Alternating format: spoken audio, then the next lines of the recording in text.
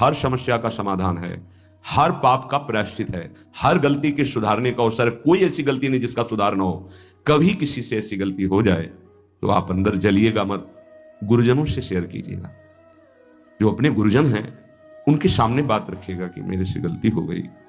अब अपने मन को खाली कर दीजिएगा। आपसे सही कहते हैं, हमारे प्रभु इतने करुणा में क्षमा करते हैं। अगर वो क्षमा न करे तो भगवत प्राप्ति किसी को ना हो। आप लोग नहीं समझते, किसी की भी जीवनी जो है वो शुक्ल पक्ष की लिखी जाती है। इसीलिए बड़े बड़े महापुरुष जब प्रभु के सामने विनय करते हैं तो मोशम कौन कुटिल खल कामी, जिन मुको तन दियो ताको ना भजन क्यों ऐसो नोन हरामी।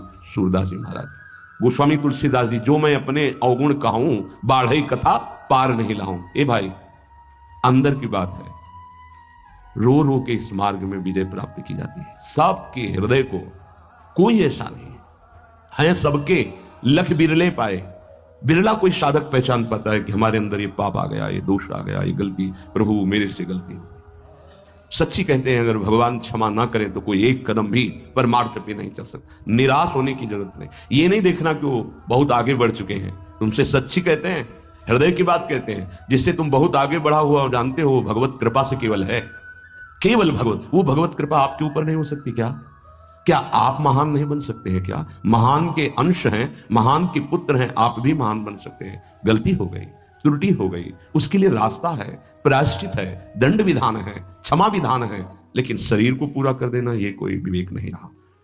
कभी किसी उपासक से, किसी के भी मन में कुछ भी ऐसा चल रहा हो कि वो तुम्हें जला रहा है, तुम निकल नहीं पा रहे हो, श्री जी से कहो, गुरुजनों से कहो, निकल जाओगे। अगर विवेक काम करे तो ध्यान ही मत दो उसकी तरफ, निकल जाओगे। ऐसा नहीं कि उसमें डूब जाओ, उसी चिंतन में डूब जाओ। इसीलिए हम कहते हैं, एक एकांत कमरे में रहकर साधना करता है, एक रोज सत्संग करता है, बड़ा अंतर होगा, बड़ा अंतर होगा। सत्संगी कलावान हो जाएगा। क्या युक्ति आ जाएगी बचने की, उसकी किस विकार से, किस भावना से कैसे बचा जाता है। और वो बहुत जरूरी है भजन में। अगर भजन में युक्ति नहीं तो मुक्ति होना बहुत कठिन है। इसलिए साधु संग किया जाता है कि उनके अनुभव, उनकी युक्तियां हमको विचारों से बचा सके। हमारे अंदर विचारों का जाल फेंका जाता है, जो मन बुद्धि है वो विचारों के जाल में हमको फंसाती है। हमें बचना है। थोड़ी सी चूक हमारे पूरे जीवन को नष्ट कर देती है। थोड़ा सा मनोरंजन हमारे जीवन को असमर्थ बना देता है। इसलिए समस्त साधकों से, उपासिकाओं से, सबसे, वो गृहस्थ हो या विरक्त हो, सबसे प्रार्थना है, एक बार हिम्मत करके निकल चलो।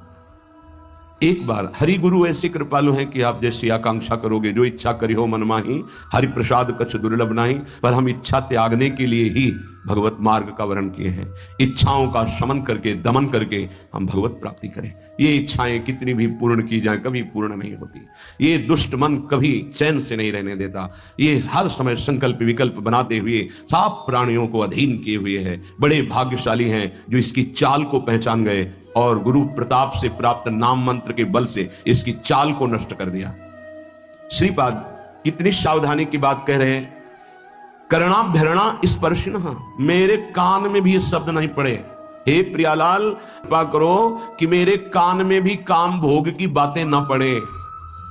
और जो मोबाइल में देखेंगे फिर कैसे चल पाएंगे। इसलिए बहुत विचारणीय विषय है। सावधान। हम हृदय से पीड़ित होकर के कह रहे हैं कि आपके पास यदि वो स्मार्ट मोबाइल है और आपकी क्षमता ऐसी नहीं कि आप अपने मन को रोक सके, तो कृपया आप मोबाइल को चेंज कर लें, बदल लें। आपको आवश्यक है छोटा वाला रख लें, बड़ा वाला पारिवारिक जनों को दे दें या हटा दें।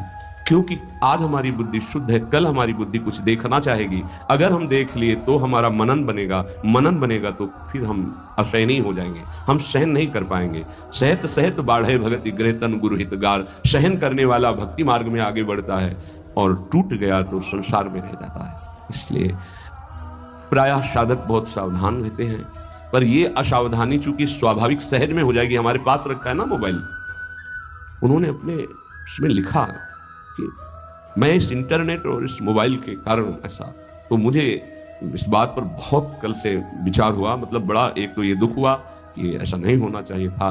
उसके लिए समाधान है, हम ऐसा क्यों करें, मोबाइल को यमुना जी में फेंक दें, कसम खाएं, नियम लेके मोबाइल रखेंगे नहीं। हमें लगता है 25-30 वर्ष से मोबाइल की रचना हुई, पहले तो नहीं थी। तो क्या पहले भारत में कोई जीवित नहीं था क्या मोबाइल के बिना? क्या कोई चल नहीं रहा था क्या मोबाइल के बिना? क्या कोई समस्याएं सबको घेर रही थी? हमें लगता है जब से ये बढ़ा तो समस्याएं बढ़ गई। क्या समस्या है?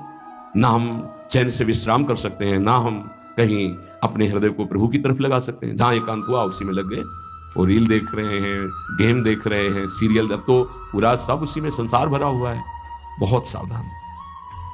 अपनी नेत्रेंद्रिय, अपनी श्रवणेंद्रिय, वाक इंद्रिय, तीन साधना पे बहुत जोर विघ्न डालती हैं या सहयोग करती हैं।